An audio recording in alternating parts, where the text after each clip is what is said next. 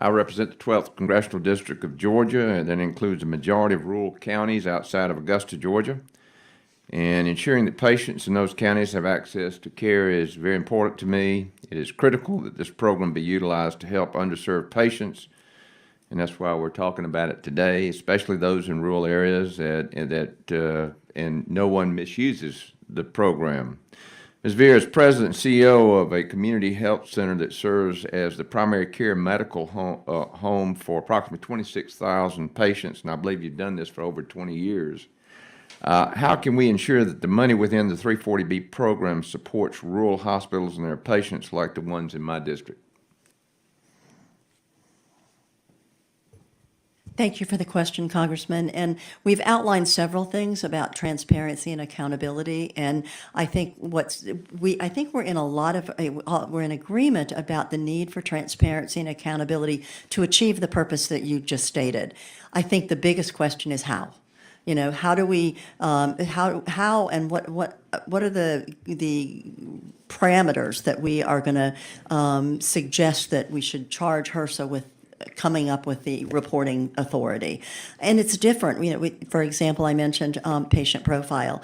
The uninsured number doesn't really reflect the vulnerable populations that we serve. So that can't be the only measure. It has to be more of a comprehensive measure. You've mentioned the DISH percentage and charitable care. And charitable care doesn't necessarily always reflect everything. So I think we're in agreement that there has to be a required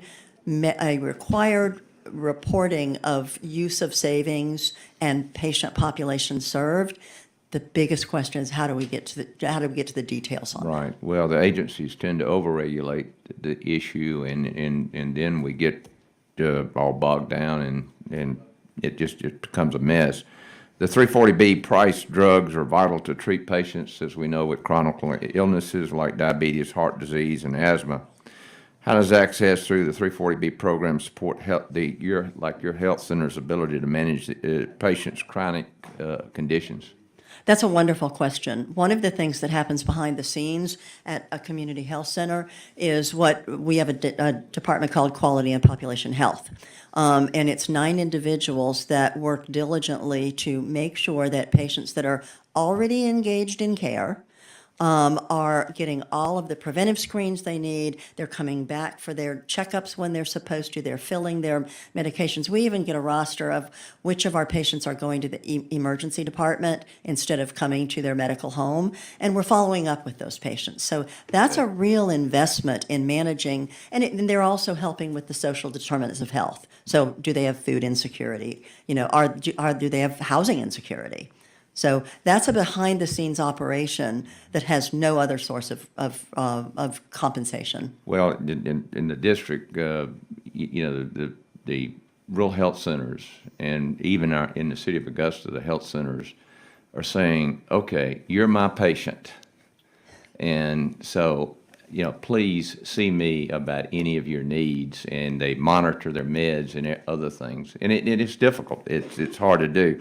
Mr. Perry, as President and CEO of a rural high DSH hospital that also serves veterans, I'd like to give you the opportunity to answer the questions I asked Mrs.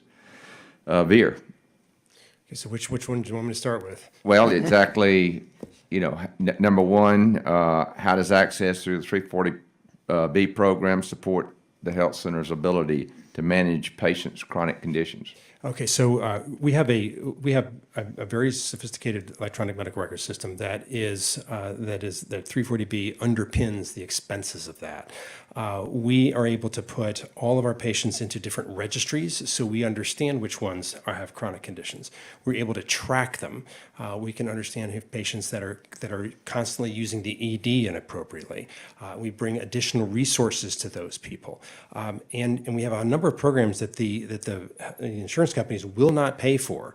Nobody will pay for it, but they reduce readmissions to hospital, and they enable us to take care of chronic conditions. The last thing is that a number of our clinics, like our endocrinology clinic with diabetes is a great example.